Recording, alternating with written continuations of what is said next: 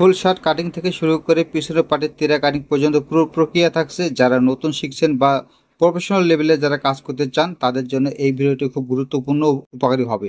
তো চলুন ভিডিওটি শুরু করি। প্রথমে আপনারা নিচের দিকে দাগ দিয়ে দেবেন, তারপর যার যতটুকু লম্বা, এখানে আমি 27 ইঞ্চি নিয়েছি আর ডাউন দিয়েছি 2 ইঞ্চি পরিমাণ। এখানে 36 বডিকে 4 নং 36 9 ইঞ্চি নিতে হবে। তারপর এইভাবে এই সাইডে মার্জিন করে নেবেন, এখানে মার্জিন করে নিতে হবে এবং নিচের দিকেও একটা মার্জিন করে নেবেন।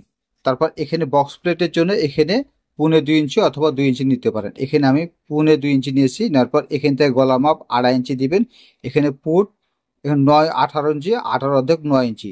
তারপর এখানে এইভাবে ডাউন করে নেবেন।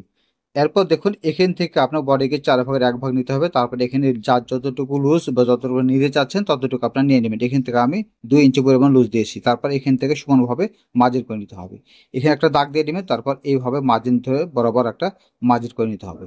এখন আমাদেরকে এই ড্রয়িং অনুযায়ী আমাদেরকে কাটিং করে নিতে হবে। আপনি যদি এই ভিডিওটি ইউটিউব থেকে দেখতে চান তাহলে অবশ্যই চ্যানেলটি সাবস্ক্রাইব করে রাখবেন যারা নতুন, আর যারা এই ভিডিওটি ফেসবুক থেকে দেখছেন তারা পেজটি ফলো দিয়ে রাখুন। শার্ট কাটিং এর গুরুত্বপূর্ণ টিপসগুলো আমি প্রায় ভিডিওতে আপলোড করে রাখি। তো অবশ্যই আপনারা অন্যান্য ভিডিওগুলো দেখতে চাইলে আপনারা দেখে আসতে পারেন, আমার প্লে লিস্টে ভিডিওগুলো আপলোড করা আছে।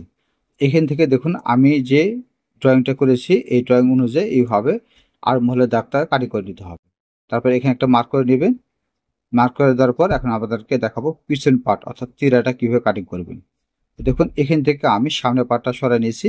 নেওয়ার পর এখান থেকে এখন আমাদেরকে পিছনের পার্টটা কাটিং করে দিতে হবে। তো পিছন পার্ট কাটিং করার জন্য সামনের পার্টের যতটুকু ছিল এইভাবে প্রথমে আপনারা এভাবে চকের দাগটা দিয়ে দিব।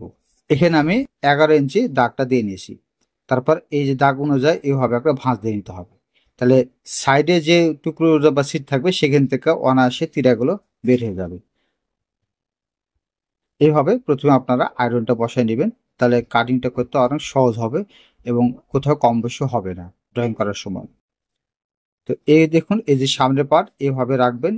রাখার পর এই সাইড দিকে সমান করে নিতে হবে এবং সবসময় খেয়াল রাখবেন সামনের পার্টের চাইতে পিছনের পার্টে 1/2 ইঞ্চি পরিমাণ কম রাখতে হবে। এই যে এই সাইডে দেখুন 1/2 ইঞ্চি পরিমাণ নিয়েছি, নেওয়ার পর এইভাবে বসায় দিবেন। এরপর দেখুন এখান থেকে আপনারা এই দাগ থেকে এদিকে 2.25 ইঞ্চি, এদিকে 2.25 ইঞ্চি, তারপর এইভাবে একটা মার্জিন করে নিতে হবে। তাহলে এই ঘাড়ি থেকে আমরা 2.25 ইঞ্চি নিয়েছি, তারপর এইভাবে কাটিং করে নিতে হবে। কাটিং করার পর এখন এই সাইড থেকে আপনারা কাটিংটি করে নেবেন বরাবর। দেখুন এখান থেকে বরাবর আমি কাটিং করে নিয়েছি। নেওয়ার পর পিছনে যে তিরাটা অ্যাডজাস্ট তিরা যে কাটিংটা করা হবে সেটা আপনাদেরকে দেখাচ্ছি।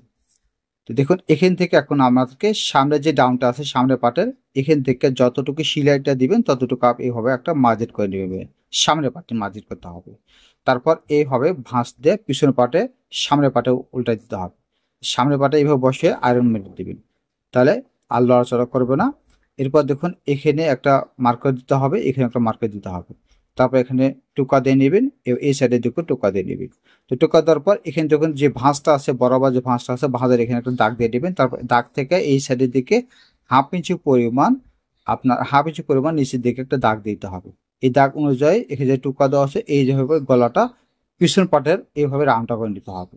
তারপর এই গলাটা কাটিং করার পর আপনারা পিছন পাটের যে তিরাটা থাকবে বিভিন্ন স্টাইলে সেই তিরাটা আপনারা কাটিং গুলো করে নিতে পারবেন। তারপর এখানে যে টোকা দেওয়া ছিল এই টোকা অনুযায়ী এইভাবে পিছন পাটের যে রাউন্ডটা আছে সেইভাবে শেপটা এভাবে কাটিং করে নেবেন। দেখুন এইভাবে এইদিকে একটা মার্ক করে নিতে হবে।